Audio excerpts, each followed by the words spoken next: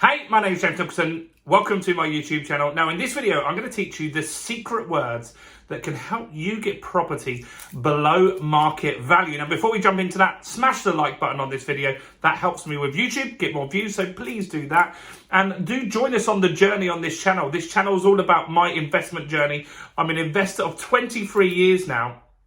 And I'm growing my portfolio for my two daughters currently. I've got Georgia, who's 21. We've done 2 deals so far, one in Doncaster, one down south in Dorking, and we're going to be shortly doing some deals for my little baby Amelie. So how can you join us on this journey together?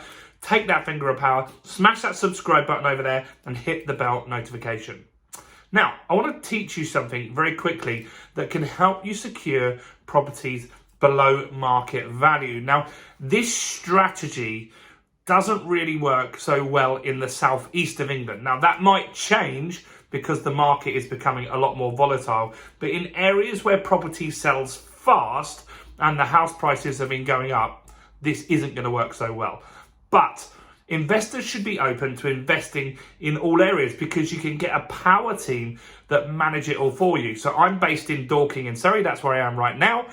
But I've got properties in Doncaster, I've got properties in Hastings, I've got properties in London. I don't see those properties. In fact, even the ones I've got in Dorking, I don't go and see myself. I have an agent that runs it all for me, and they have people that fix any maintenance and stuff like that. So, if you invest higher up than Birmingham, you can find some very good deals.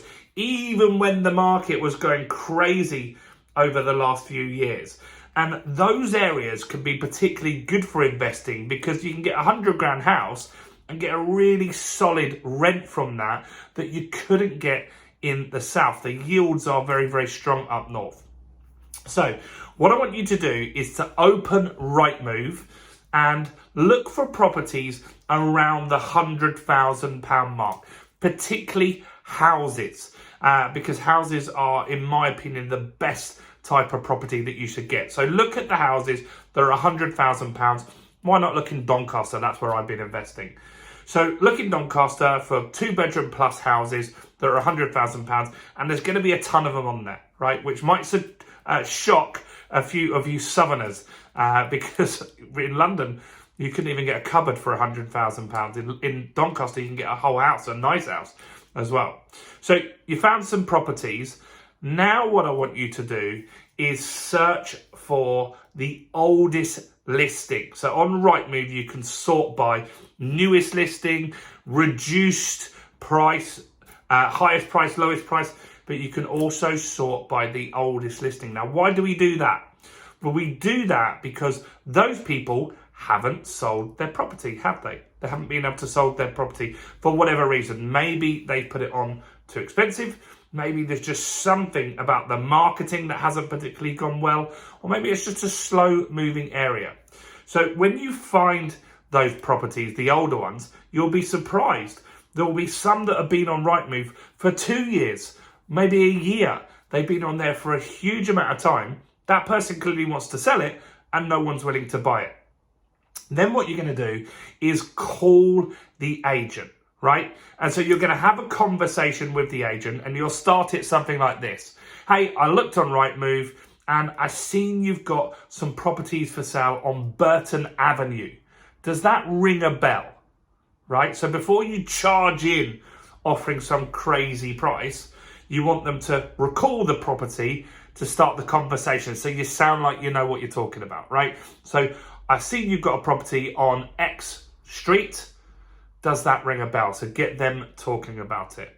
And so once they recall that, which of course they will, because it's one of the properties they've got for sale, then you say, look, I've been running my numbers. I'm thinking about booking a viewing, but I don't want to offend anybody. So before I book a viewing, I've seen that the property's on for £100,000. However, I feel that the maximum that I would be willing to pay would be £80,000.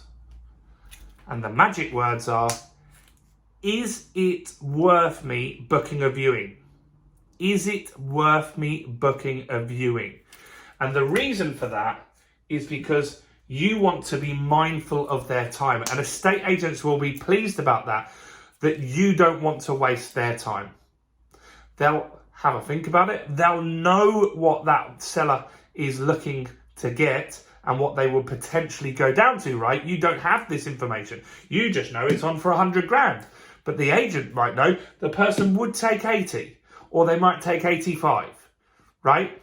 And so they will then tell you, yes, it is worth booking a viewing, or no, it's not.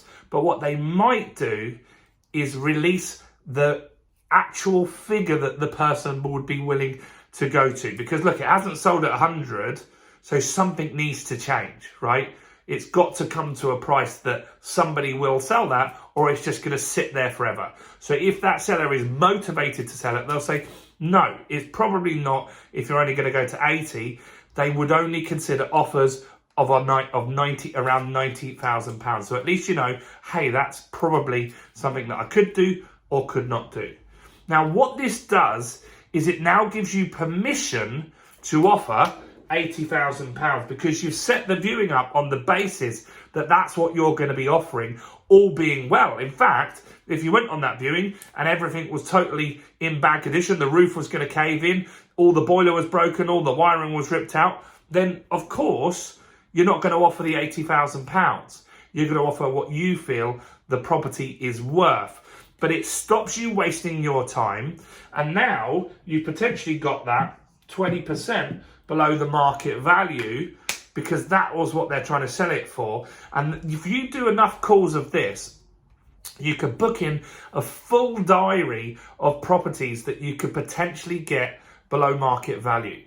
So that's how you, as an investor, can get properties potentially below market value by starting the conversation the right way. You're building rapport with the agent because you're not going to waste the time. You're letting them know the ballpark figure that you will be offering if you find that property stacks up as you hope it will when you do that viewing. Now, what do you think about that? I'd love to know your thoughts and comments on it. Give this video a quick like, guys.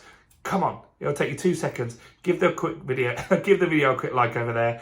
Do check out all the other content on my channel. Do subscribe and hit the bell if you didn't earlier. We've got lots of amazing content, and I want you to go and check out this video here right now as well. Thanks for watching. I'm James Nicholson. I'll see you soon. Bye for now.